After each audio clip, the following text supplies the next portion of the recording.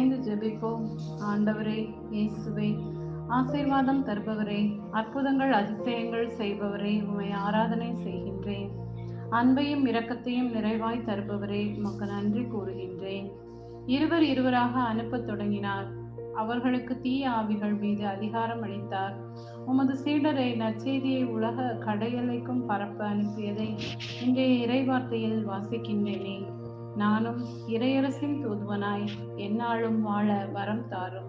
தாயின் கருப்பையில் உன்னை நான் தெரிந்து கொண்டேன் என்று உமது பணி செய்ய அழைத்த அனைத்து திருச்சபையின் எல்லா பணியாளர்களையும் இன்று உமது திருக்கரத்தில் தருகின்றேன். அவர்களின் அபிஷேக வாழ்வை என்றும் பேணி பாதுகாத்திடவும், அவர்களுக்கு வரும் உலக சவால்களை வெற்றி கொண்டிடவும் உமது வல்லமையை நிறைவாக பொழிந்தருளும். உம்மை நம்பி உம்மை நோக்கிய எவரையும் நீர் வெறுமையாக அனுப்பியது இல்லை.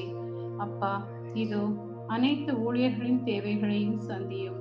அவர்களுக்கு தேவையான அனைத்தையும் நிறைவாய் கொடுத்து உம் பணியை மன மகிழ்வுடன் அவர்கள் நிறைவாய் செய்திட நல் மனதை கொடுக்க வேண்டுமென்று மன்றாடுகின்றேன்.